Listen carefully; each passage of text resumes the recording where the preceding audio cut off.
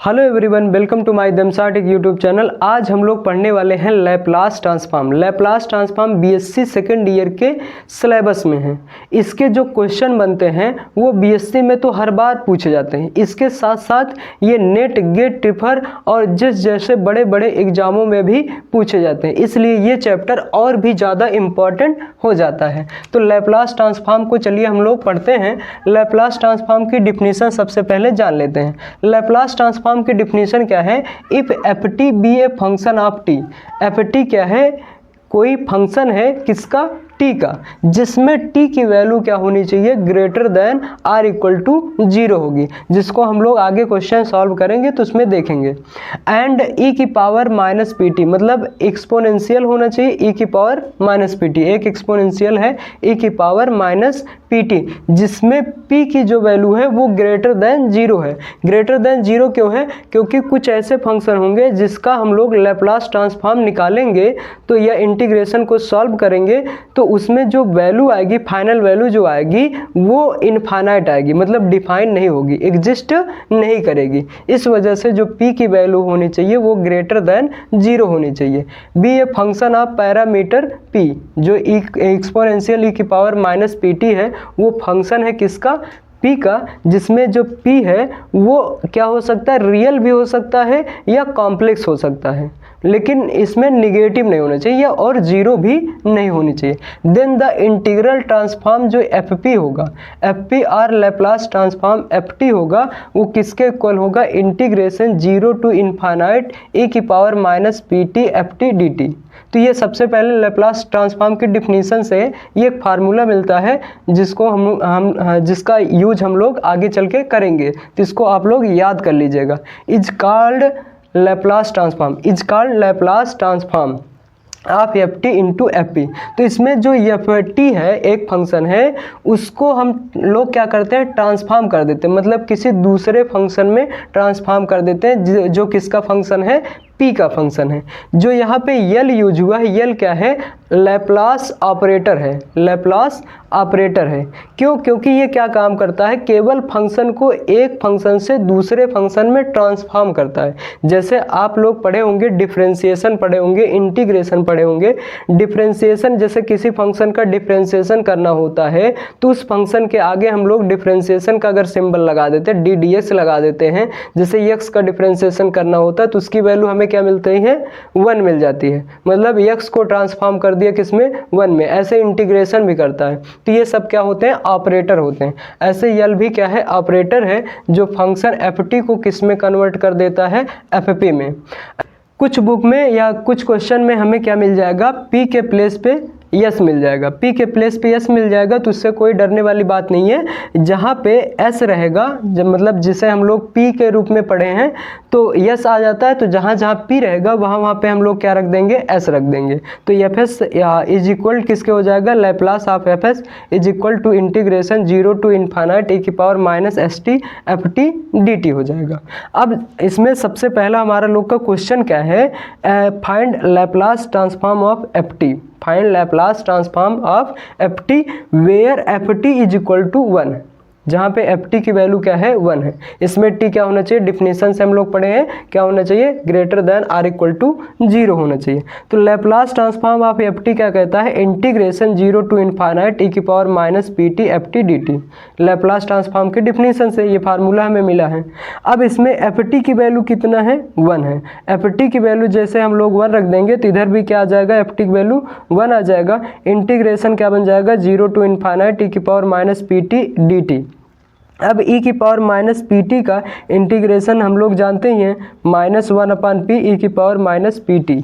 Limit क्या है? 0 to infinite. अब जैसे यहाँ पे t के प्लेस पे इनफाइनाइट हम लोग रखेंगे तो e की पावर माइनस इनफाइनाइट, इसकी वैल्यू क्या हो जाएगी? 0। और जब 0 रखेंगे यहाँ पे देखो माइनस अपर लिमिट माइनस लोअर लिमिट, ये माइनस पहले से, तो माइनस क्या हो जाएगा? +1/p e की पावर 0। तो 0 + 1/p इज इक्वल टू किसके हो जाएगा? 1/p। अब इसमें देखो, जैसे अगर हम लोग p की वैल्यू 0 रख देंगे तो ये डिफाइन ही नहीं होगा, ये क्या हो जाएगा? इनफाइनाइट। इस वजह से यहाँ पे p की वैल्यू क्या होनी चाहिए? ग्रेटर देन 0 होनी चाहिए। दूसरा क्वेश्चन हमारा क्या है? Find Laplace transform of F T, जिसमें एफ टी की वैल्यू क्या है? टी है, या इसको आप लोग क्या बोल सकते हैं, Laplace transform of t. Find the Laplace transform of t. तो Laplace transform of F T क्या होगा, is equal to integration 0 to infinite e की power minus P T F T D t. अब यहाँ पे एफ टी की value क्या रख देंगे, टी रख देंगे, तो क्या मिल जाएगा, इंटीग्रेशन 0 टू इन्फाइनाइट ई की power minus P T into T D t. अब इसको सॉल्व करने के लिए हम लोग क्या करेंगे, इंटीग्रेशन बाय पार्ट रूल लगाएंगे। इंटीग्रेशन बाय पार्ट रूल आप लोग पढ़े ही होंगे, क्या कहता है, first function integration of second function minus integration differentiation of first function integration of क्या होता है, सेकेंड फंक्शन। तो वो रूल यहाँ पे लगाते हैं, तो इसको क्या हम लोग क्या करते हैं, अलग से आई के इक्वल लिख लेते हैं।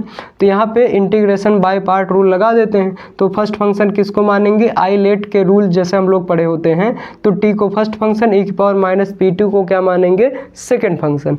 तो first function integration of second function, फिर minus integration differentiation of first function मतलब टी, फिर इंटीग्रेशन ऑफ सेकेंड फंक्शन मतलब ए की power minus P t D t, into में क्या रहेगा, डी टी।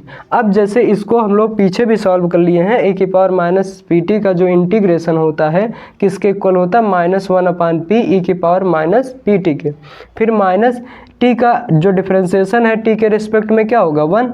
अब ई की पावर माइनस पी टी का इंटीग्रेशन क्या होगा, -1 अपान पी ई की power minus P T into D t. अब इसमें देखो, इसमें टी का अंदर मल्टीप्लाई करोगे तो माइनस टी ई की पावर माइनस पी टी अपान पी हो जाएगा। और यहाँ पे जब इसका माइनस, यहाँ पे देखो एक बार फिर से जब इसको इंटीग्रेट करोगे फिर से एक माइनस आएगा, तो माइनस माइनस क्या हो जाएगा, प्लस। ये माइनस पहले से है तो प्लस माइनस माइनस हो जाएगा, और एक पी फिर से डिवाइड में आएगा तो पी स्क्वायर हो गया ई की पावर माइनस पी टी। अब इसको यहीं पे छोड़ सकते हो या इसको और सिंप्लीफाई ऐसे कर सकते हो। अब ये वैल्यू ले जाके इसमें रखेंगे जब हम लोग, तो हमें क्या मिल जाएगा, ऐसा मिलेगा या इसके जैसा मिलेगा। अब इसके जैसा मिलेगा तो यहाँ पर देखोगे जैसे ई की पावर माइनस पी टी को हम नीचे ले आएंगे तो इसकी पावर जो होगी वो क्या हो जाएगी, पॉजिटिव हो जाएगी। तो ऊपर टी नीचे की पावर पी टी, और जब इसमें इनफाइनाइट हम लोग लिमिट रखेंगे तो इनफाइनाइट लिमिट रखने पर ये क्या हो जाएगा, अनडिफाइन हो जाएगा, मतलब यहाँ पे डिफाइन नहीं होगा। तो जब डिफाइन नहीं होगा तो हम लोग डायरेक्ट लिमिट नहीं रख सकते हैं। और इसमें जैसे अभी पीछे ये हम लोग पढ़े ही हैं, इन 0 से इनफाइनाइट लिमिट रखे हैं, तो इसमें केवल अंतर क्या है, दोनों में डिफरेंस पी का डिफरेंस है, एक पी का, उसमें क्या है, पी स्क्वायर है और यहाँ पे क्या है, पी है। तो इसको जब यहाँ पे वैल्यू रखेंगे लिमिट, तो यहाँ पे क्या मिल जाएगा, 1 अपान पी स्क्वायर मिल जाएगा। और इसमें जब हम लोग रखेंगे तो यहाँ पे डिफाइन नहीं हो रहा है, तो इसको हम लोग किस फॉर्म में लिख लेते हैं, लिमिट के फॉर्म में।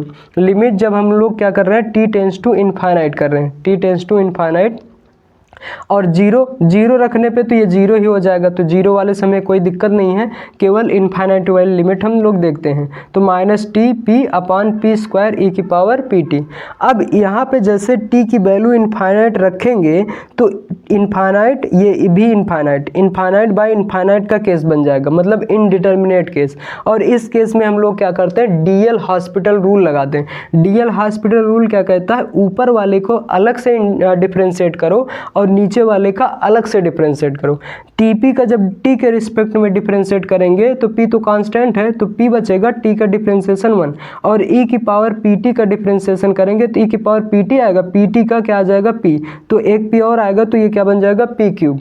तो यहाँ से एक पी से एक पी काट भी सकते हैं, तो लेकिन यहाँ पे जैसे इनफाइनाइट अब हम लोग रखेंगे तो 1 अपान इनफाइनाइट का वैल्यू क्या होती है, 0, तो ये पूरा टर्म क्या हो जाएगा, 0 हो जाएगा। तो बचेगा हमारे पास कितना, 1 अपान पी स्क्वायर बचेगा। कितना बचेगा, 1 अपान पी स्क्वायर बचेगा। तो 1 अपान पी स्क्वायर, तो Laplace transform of T is equal to किसके हो जाएगा, 1 अपान पी स्क्वायर। यहाँ पे भी हम लोग क्या करेंगे, पी की वैल्यू 0 नहीं रख सकते, क्योंकि 0 रख देंगे तो ये डिफाइन नहीं होगा। जैसा कि हम लोग पढ़ चुके हैं, लैप्लास ट्रांसफॉर्म ऑफ 1 क्या होता है, 1 अपान पी होता है। लैप्लास ट्रांसफॉर्म ऑफ टी क्या होता है, 1 अपान पी स्क्वायर होता है। Laplace transform of T square क्या होता है, क्या होगा, गामा 3 अपान पी क्यूब होगा। इसको अगर आप लोग इसी तरह से सॉल्व करेंगे, जैसे अब जैसा कि हम लोग पढ़ चुके हैं, लैप्लास ट्रांसफॉर्म ऑफ 1 क्या होता है, 1 अपान पी होता है। लैप्लास ट्रांसफॉर्म ऑफ टी क्या होता है, 1 अपान पी स्क्वायर होता है। इसी तरह से जैसे हम Laplace transform of T square solve करेंगे तो हमें क्या मिलेगा, गामा 3 अपान पी की पावर 3 मिलेगा। अब ये कैसा, जैसे यहाँ पे हम लोग क्या पढ़े, लैप्लास ट्रांसफॉर्म ऑफ 1 क्या होता है 1 अपान पी। इस चीज़ को हम लोग क्या लिख सकते हैं, गामा 1 अपान पी। गामा क्या होता है, मतलब गामा n+1 एक फार्मूला होता है जो मोस्ट इंपॉर्टेंट फार्मूला है, बीटा गामा फंक्शन में आप लोग पढ़े होंगे, इसको याद कर लीजिएगा। गामा n+1 की जो वैल्यू होती है वो n फैक्टोरियल के बराबर होती है। तो 1 को हम लोग क्या लिख सकते हैं, गामा 1। गामा 1 मतलब गामा 0+1 भी लिख सकते हैं। तो मतलब क्या आएगा, 0 फैक्टोरियल। n+1 मतलब n फैक्टोरियल, 0+1 मतलब 0 फैक्टोरियल, और 0 फैक्टोरियल की वैल्यू क्या होती है 1। ऐसे गामा 2 को हम लोग क्या लिख सकते हैं, गामा 1+1। गामा 1+1 मतलब 1 फैक्टोरियल, और 1 फैक्टोरियल की वैल्यू भी क्या होती है 1। तो ऐसे हम लोग क्या करेंगे, जैसे यहाँ देखो 1 है, टी की पावर यहाँ पे मतलब कुछ नहीं 0 है, और टी की पावर 0 का क्या हो रहा है यहाँ पे 1 अपान पी आ रहा है, मतलब गामा 1 अपान पी की पावर 1 आ रहा है। 0 है तो एक ज़्यादा आ रहा है। p की पावर 2 है, जैसे यहाँ पे t की पावर 1 है तो p की पावर 2 आएगा, गामा 2 अपान p की पावर 2 आएगा, गामा 2 अपान p की पावर 2 आएगा। और t की पावर 2 है तो गामा 3 अपान p की पावर 3 आएगा। ऐसे लोग क्या निकालेंगे, लैप्लास ट्रांसफॉर्म ऑफ t की पावर n, तो क्या आएगा, गामा n+1 अपान p की पावर n+1 आएगा। तो अब हमारा अगला क्वेश्चन क्या है, find the Laplace transform of e की power at where t is greater than or equal to 0 and a is constant. a क्या है, कांस्टेंट है। तो लैप्लास ट्रांसफॉर्म ऑफ ft क्या होता है, लैप्लास ट्रांसफॉर्म की डिफिनीशन से इंटीग्रेशन 0 टू इन्फाइनाइट e की power minus pt ft dt होता है। ft की वैल्यू क्या है, e की पावर at, तो ft के प्लेस पे हम लोग क्या रख देते हैं, e की पावर at, तो यहाँ पे भी क्या हो जाएगा, e की पावर at। अब ये दोनों मल्टीप्लाई में है तो मल्टीप्लाई में क्या होता है, पावर ऐड हो जाता है, तो माइनस pt प्लस at आएगा। अब माइनस कॉमन लेंगे तो प्लस वाला क्या हो जाएगा, माइनस हो जाएगा, t इधर कॉमन लिए तो क्या मिल जाएगा, e की power minus in bracket p minus a into t dt। तो यहाँ पे अब इसका जब हम लोग इंटीग्रेट करेंगे तो क्या मिलेगा, -1 अपान पी माइनस है, टी के जो मल्टीप्लाई में वो डिवाइड में आ जाएगा, e की power minus in bracket p minus a into T, और लिमिट क्या है 0 से इन्फाइनाइट। जैसे अगर हम लोग इन्फाइनाइट लिमिट रखेंगे, अपर लिमिट माइनस लोअर लिमिट करेंगे तो इन्फाइनाइट लिमिट रखेंगे तो e की पावर माइनस इन्फाइनाइट मिलेगा, जिसकी वैल्यू क्या होती है 0। फिर माइनस लोअर लिमिट, ये माइनस पहले से तो माइनस माइनस क्या हो जाएगा प्लस, 1 अपान पी माइनस ए आ जाएगा, e की पावर क्या मिल जाएगा 0। क्यों 0, यहाँ पे जैसे t की वैल्यू 0 रखेंगे तो ये पूरा टर्म क्या हो गया 0, तो e की पावर 0 की वैल्यू क्या होती है 1। तो हमें क्या मिल जाएगा, लैप्लास ट्रांसफॉर्म ऑफ e की power at equal to 1 upon p minus a मिल जाएगा।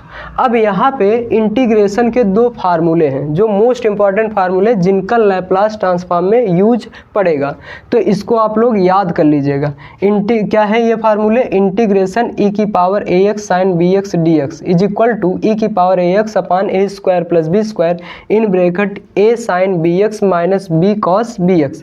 e की पावर ऐसे दूसरा क्या है, इंटीग्रेशन e की power ax cos bx into dx is equal to e की power ax upon a square plus B square in bracket a cos bx plus b sign bx है। तो अब इसका यूज हम लोग क्वेश्चन में करेंगे। तो अगला क्वेश्चन हमारा क्या है, find Laplace transform of sine ax है। तो लैप्लास ट्रांसफॉर्म ऑफ ft क्या होता है, लैप्लास ट्रांसफॉर्म के डिफिनेशन से ये होता है। अब ft के प्लेस पे हम लोग क्या रख देंगे, साइन at रख देंगे। तो जैसे साइन at रखेंगे तो यहाँ पे भी क्या रहेगा, t रहेगा, तो साइन at dt हो जाएगा, e की power minus pt sine at into dt।